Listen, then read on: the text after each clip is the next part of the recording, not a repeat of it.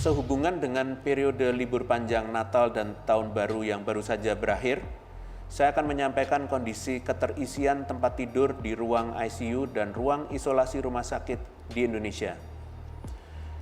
Jika dilihat pada tren perkembangannya, keterisian ruang ICU dan isolasi secara nasional ini semakin meningkat dan mengkhawatirkan. Perlu dipahami bahwa masih tersisanya sedikit tempat tidur untuk pasien COVID-19 ini belum tentu bisa digunakan karena terbatasnya tenaga kesehatan. Itulah tombol emergency atau SOS yang ditekankan juru bicara Satgas Penanganan COVID-19 pada 5 Januari lalu. Sekarang, kondisinya tidak lebih baik. Tingkat keterisian tempat tidur di rumah sakit rujukan COVID-19 melonjak di 9 provinsi. Di daerah istimewa Yogyakarta, DKI Jakarta, dan Banten, tingkat keterisiannya telah menembus 83% hingga 87,42%. Betul-betul mengkhawatirkan.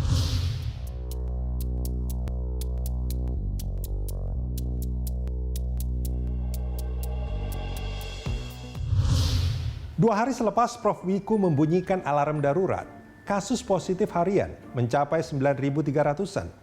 2 pekan setelahnya, alih-alih turun, kasus melonjak lagi menjadi 12.568 pada 20 Januari.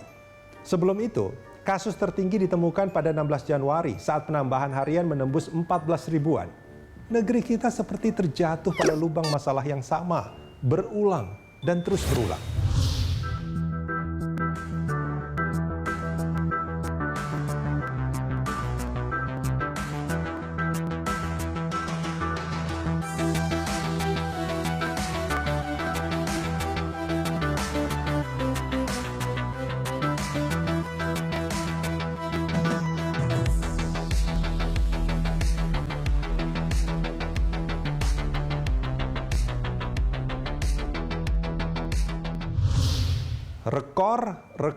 Rekor kasus harian. Diduga lantaran banyaknya mobilitas warga di masa liburan Natal dan Tahun Baru. Itu kan pola yang berulang. Setiap kali ada liburan panjang. Tapi pemerintah di pusat dan daerah tidak sanggup men-take-nya. Begitu istilah dari Direktur Eksekutif CSAS, Philips Vermonte. Bukan hanya penambahan kasus harian yang menanjak. Kasus kematian juga. Sekali lagi, ini alarm tanda bahaya.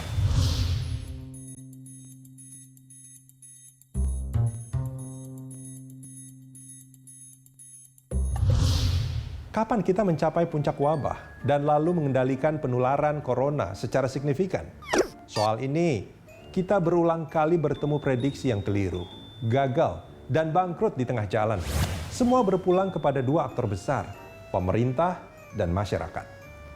Mengadaptasi kalimat epidemiolog Pandu Riono, kurva pandemi tidak ditentukan oleh belas kasihan virus corona.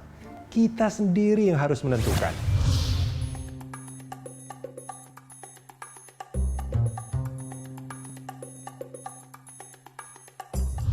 Pandu Riono menaksir, dengan kondisi saat ini, puncak kurva baru akan terjadi pada pertengahan tahun.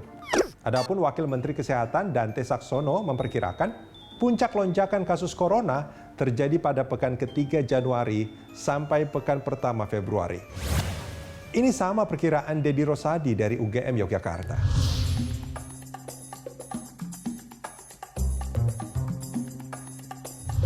Tentu saja, kita tidak main tebak-tebakan.